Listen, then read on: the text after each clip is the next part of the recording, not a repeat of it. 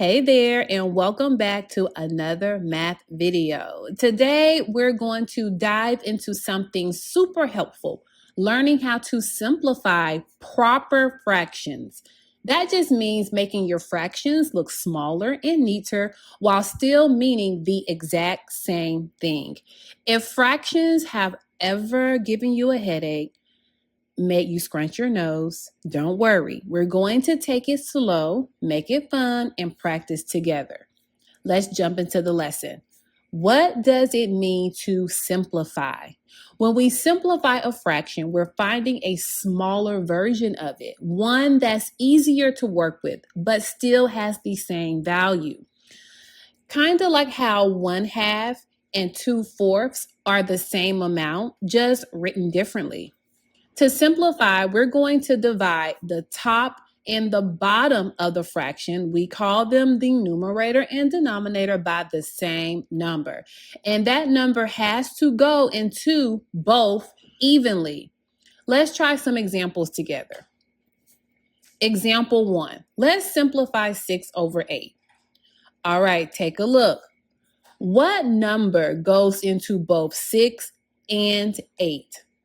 How about 2? 6 divided by 2 equals 3, and 8 divided by 2 equals 4. So 6/8 simplified is 3/4. Same amount, just neater and simpler. Let's do another one. Let's try 9/12. We're looking for the greatest common factor. That's the biggest number that goes into both. Can you think of one? Let's go with 3. 9 divided by 3 equals 3, and 12 divided by 3 equals 4. So 9/12 simplifies to 3/4. Isn't that cool? You see how that works?